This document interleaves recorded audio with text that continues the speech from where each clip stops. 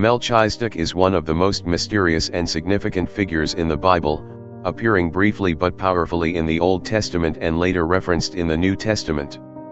His story is first introduced in Genesis 14:18-20, where he is described as the king of Salem and priest of God Most High. Melchizedek as the king of Salem.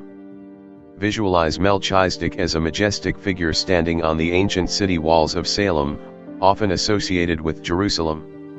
He is adorned in royal robes and a priestly headdress, symbolizing both his kingship and priesthood. The city with a temple-like structure, hinting at his role as a priest of God Most High. After Abraham, then called Abram, had returned from defeating a coalition of kings in battle, Melchizedek approached him. Melchizedek brought out bread and wine and blessed Abraham. He said, "Blessed be Abram by God Most High, Creator of heaven and earth. And praise be to God Most High, who delivered your enemies into your hand." In response to this blessing, Abraham gave Melchizedek a tenth, a tithe, of everything he had gained from the battle. The blessing of Abraham. When Melchizedek raises his hands in blessing over Abraham, Abraham stands humbly, while Melchizedek calls upon God Most High. Light shines from above, as Melchizedek speaks the blessing, making the scene feel otherworldly, with divine favor being poured out.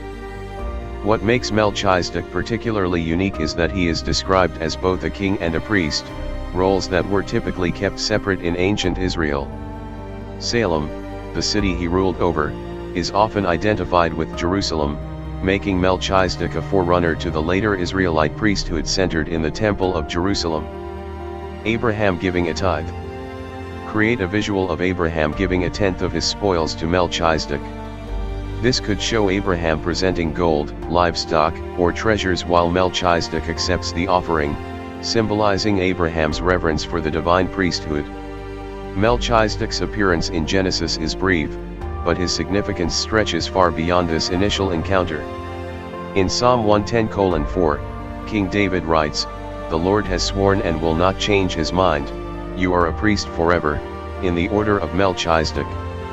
This verse is later applied to Jesus Christ in the New Testament, particularly in the book of Hebrews. In Hebrews 7, the author compares Melchizedek to Christ, describing Jesus as a high priest in the order of Melchizedek. Unlike the Levitical priests, who were appointed by the law of Moses, Melchizedek's priesthood was outside the law and eternal. The writer emphasizes that Jesus, like Melchizedek, is both a king and a priest. Jesus is the ultimate mediator between God and humanity, offering a superior sacrifice and establishing a new covenant. Thus, Melchizedek is seen as a type, or foreshadowing, of Christ, representing both royalty and the priesthood. His mysterious nature, without a recorded genealogy, birth, or death, serves to highlight the eternal priesthood of Jesus, which transcends the earthly and temporary systems of the Old Covenant.